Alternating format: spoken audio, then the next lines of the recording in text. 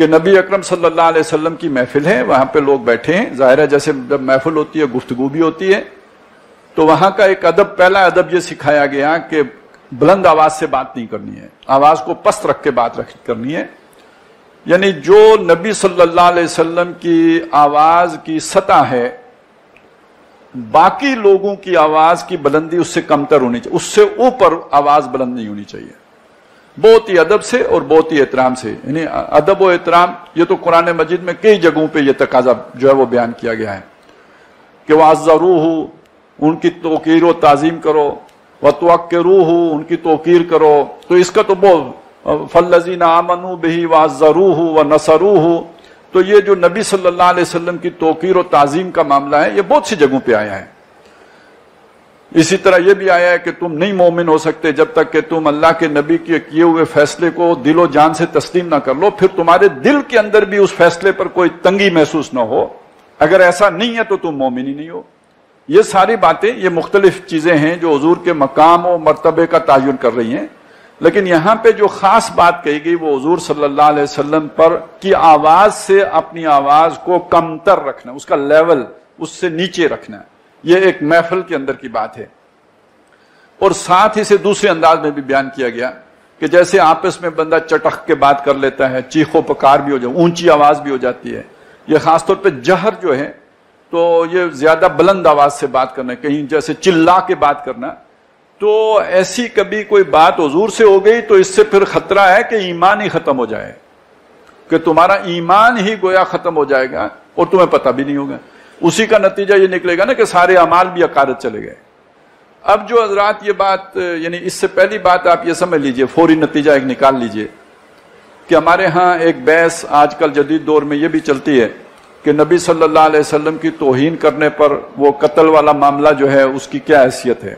تو بالکل ٹیکنیکلی بات کو سمجھ لیجئے کہ نبی صلی اللہ علیہ وسلم کی توہین جو ہے قرآن مجید کے یہ مقام واضح کر رہا ہے کہ اس کے نتیجے میں اعمال سارے عقارت ہو جاتے ہیں، جس کا مطلب کیا، ایمان زائل ہو گیا. ایمان زائل ہو گیا تو ارتداد ہو گیا، مرتد ہو گیا. تو مرتد تو ہے ہی واجب قتل. مطلب آپ کے سامنے ایک بالکل سمپل سا ایک جو ہے نا وہ استدلال ہے جو سامنے آ جاتا ہے.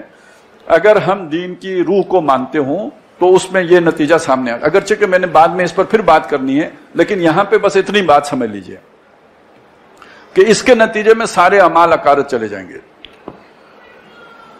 تو پہلی بات یہ ہے کہ نبی صلی اللہ علیہ وسلم کا مقام اور مرتبہ اہل ایمان کی نظر میں یہ ہونا چاہیے. اب دوسرا اس میں ایک مسئلہ یہ ہے کہ بعض لوگ اس پہ ایک اشکال میں مبتلا ہو سکتے ہیں، انہیں اس کے حوالے سے ایک مشکل پیش آ سکتی ہے کہ یہ تو معاملہ ہے نبی صلی اللہ علیہ وسلم کی محفل کا، اور یہ حکم خاص ہے ان لوگوں کے لیے جو حضور کی محفل میں بیٹھا کرتے تھے. تو ہمیں تو وہ یعنی میسر ہی نہیں ہے. ہم جب بیٹھے ہوتے ہیں تو حضور صلی اللہ علیہ وسلم تو موجود نہیں ہے. لہذا ایک اعتبار سے یہ جو حکم ہے یہ اس سے ہم گویا بری ذمہ ہو گئے کہ نہ ہمیں حضور صلی اللہ علیہ وسلم کی محفل میسر ہے اور نہ اس ادب کو جو ہے وہ اختیار کرنے کا ہمارے لیے کوئی موقع ہے. لیکن علماء نے اس پر یہ بات لکھی ہے کہ ٹھیک ہے، وہ تو یہ ایک تقاضا تھا نا کہ آواز بلند نہیں کرنی. اب اس پر قیاس کرتے ہوئے آپ کے سامنے کچھ اور باتیں بھی ہیں آئیں گی. مثلا ان میں سے ایک یہ ہے کہ آپ کو یہ پتہ چل گیا کسی معاملے میں کہ اس معاملے میں نبی صلی اللہ علیہ وسلم کی رائے یہ ہے. مثلا کھانا کھانا ہے تو حضور کا عمل یا حضور کا حکم یہ ہے کہ آپ نے دائیں ہاتھ سے کھانا ہے. اب فرض کریں میں ویسے ہی لیفٹ ہینڈڈ ہوں اور مجھے بچپن سے عادت پڑی ہوئی ہے کہ میں بائیں ہاتھ سے کھاتا ہوں. اب مجھ سے میں دائیں ہاتھ سے کھانے کی مجھے عادت ہی نہیں ہے، بائیں ہاتھ سے ہی کھانا میرا کام ہے اور کھاتا رہا ہوں. تو جب مجھے یہ معلوم ہو گیا کہ نبی صلی اللہ علیہ وسلم کا عمل یہ ہے تو اب اس آیت کا میرے لیے جو ہے وہ تقاضا یہ ہوگا کہ اب میں کوشش کر کے تکلف کر کے اثر نو اپنے آپ کو ایک نئی عادت ڈال کر بایاں ہاتھ چھوڑ کے دائیں ہاتھ سے کھانا شروع کر دوں. اچھا کسی معاملے میں میرا اور آپ کا تنازع ہے، جھگڑا ہے، رائے کا اختلاف ہے. آپ کہتے ہیں یوں کرنا چاہیے، میں کہتا ہوں یوں کرنا چاہیے.